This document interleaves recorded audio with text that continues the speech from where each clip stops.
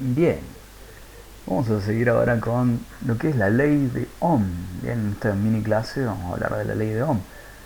¿Qué es la ley de Ohm? Bien, esta es una expresión matemática ideada por el científico George Simon Ohm. Bien, un científico que vivió entre el siglo XVIII y XIX y que fue de un gran aporte, ¿no es cierto?, esta ley para la ciencia que estudia los fenómenos eléctricos y además un gran avance para las aplicaciones técnicas que luego se desarrollaron. Los estudios de este científico determinaron que existe una relación entre las magnitudes llamadas tensión, intensidad de corriente y resistencia. ¿Bien? Tensión, voltaje, intensidad de corriente, bueno, lo que nosotros siempre decimos que es la corriente eléctrica, y la resistencia de material. O bien, la resistencia puede ser la resistencia de los componentes electrónicos de los cuales ya hemos hablado anteriormente. O sea, las resistencias propiamente dichas, bien, llamadas así, ¿no? Lo que son los componentes electrónicos, también conocidos como resistores. ¿Mm?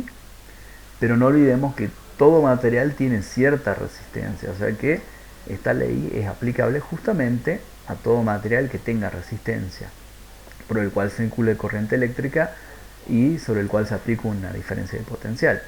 Por ende, inclusive podremos aplicarla a lo que es nuestra propia persona o también a los materiales como los cables conductores de la corriente eléctrica. Así que bien, vamos a ver al respecto de esto. Vamos a ver acá justamente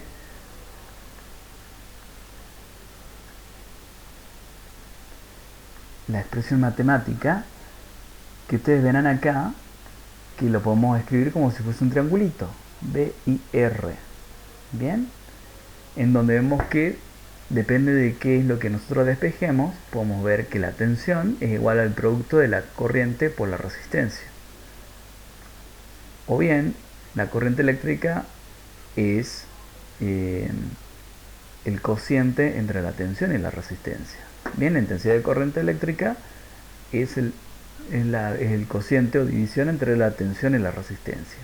Y la resistencia es el cociente entre el voltaje y la intensidad. Bien, entonces de esta manera podemos despejar alguna de las tres incógnitas, porque justamente quizás necesitamos calcular alguna de ellas. ¿Bien? ¿Cómo se lo ideó inicialmente? Inicialmente se lo ideó de esta manera, que la intensidad de la corriente eléctrica que recorre un circuito es directamente proporcional al voltaje aplicado en sus extremos e inversamente proporcional a la resistencia que dicho circuito presenta al paso de la corriente eléctrica. O sea, esta fue la original. Y luego de eso se despejan las otras dos. Y este triangulito nos ayuda justamente a memorizarnos la ley de Ohm. Bien, recordemos, la tensión se mide en voltios, la intensidad de corriente se mide en amperes y la resistencia, como ya hemos visto, se mide en ohms. Bien,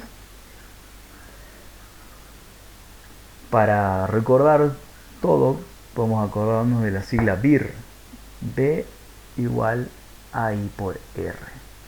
Y luego de ese recuerdo, bien, deducir cómo se calculan las otras dos magnitudes haciendo un pasaje de término. Y por otro lado, también podemos acordarnos de la definición. La intensidad de la corriente eléctrica que recorre un circuito es directamente proporcional a la tensión que se aplica en sus extremos e inversamente proporcional a la resistencia que presenta ese circuito al paso de la corriente eléctrica. O acordarnos de cómo está escrito el triangulito, B y R, B y R, ¿bien? O BIR. Y de esa manera recordamos cómo se escribe, cómo se expresa la ley de Ohm. Pero sobre todo tenemos que acordar qué significa. Entonces sí o sí tenemos que memorizarnos esto. ¿Qué es lo que significa eso? Justamente, bien, que hay una relación entre la corriente, la tensión y la resistencia. Bien, una clase bien cortita de la ley de Ohm. Y luego sobre esto vamos a practicar. Bien, les voy a mostrar una práctica utilizando simuladores de electrónica, de electricidad electrónica. Y lo vamos a hacer ¿no es cierto?, ya en una próxima mini clase. Así que ha sido todo por hoy con respecto a lo que es ley de Ohm, así que yo me despido.